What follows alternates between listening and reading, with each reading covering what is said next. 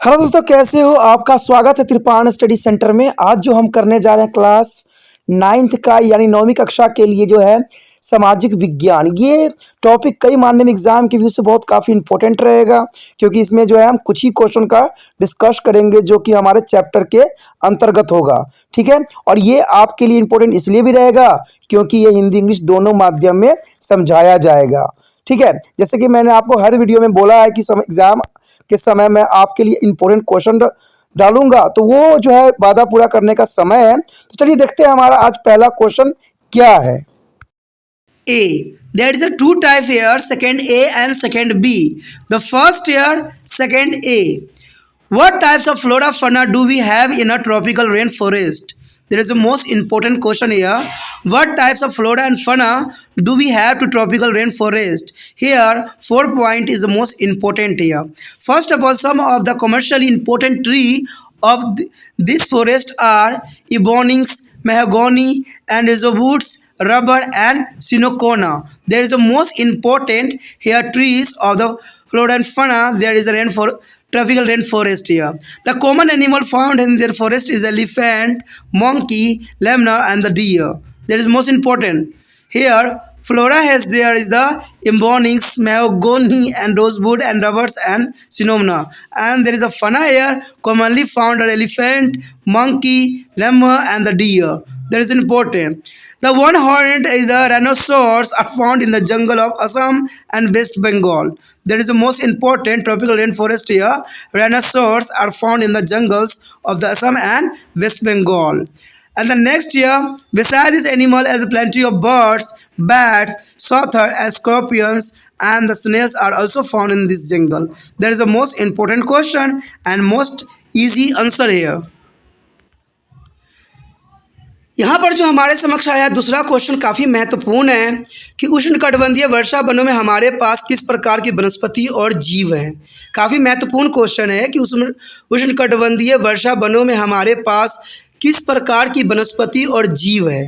तो ये काफ़ी महत्वपूर्ण क्वेश्चन है इसमें कि इस वन के जो है कुछ व्यावसायिक रूप से महत्वपूर्ण पेड़ एबिनो, महागनी, शीशम, रबर और जो है सिनकोना पाया जाता है। तो ये काफ़ी महत्वपूर्ण है कि यहाँ पर जो वन पाए जाते हैं, वनस्पति पाए जाते हैं, उसमें एबोनी, महगोनी, शीशम, रबर और सिनकोना है। ठीक है, दूसरे पॉइंट ये दर्शाता है यहाँ पर कि इन वनों में पाए जाने वाले आम जानवर हाथी, बंदर, लोमूर और हिरन पाया जाता है, जो कि काफ़ी महत्वपूर्ण है। यानी इन वनों में पाए जाने वाले जो है आम है, जानवर हाथी, बंदर, लेमुर और हिरन पाए जाते हैं। ठीक है, तीसरी बात अगर हम देखें तो एक सिंगी वाला गेंडा असम और पश्चिम बंगाल के जंगलों में पाया जाता है। यानी एक सिंगी वाला गेंडा असम और पश्चिम बंगाल के जंगलों में पाया जाना काफ़ी महत्वपूर्ण है, क्योंकि ये क्षेत्र भी उष्णकटिबंधीय वर्षा वनों के अंतर्गत ही आता है। तो देखा जाए तो एक सिंगी वाला गेंडा असम और पश्चिमी बंगाल के जंगलों में पाया जाना एक बहुत ही इंपॉर्टेंट बात को दर्शाता है। कहते हैं अगर हम देखें अगले पॉइंट को, तो इन जंगलों के अतिरिक्त इन जंगलों में जो है पक्षियों, चमगादड़, अस्योर, बछुआ और घेंघे की जो भी बहुलता पाई जाती है, जो कि काफ़ी महत्वपूर्ण है।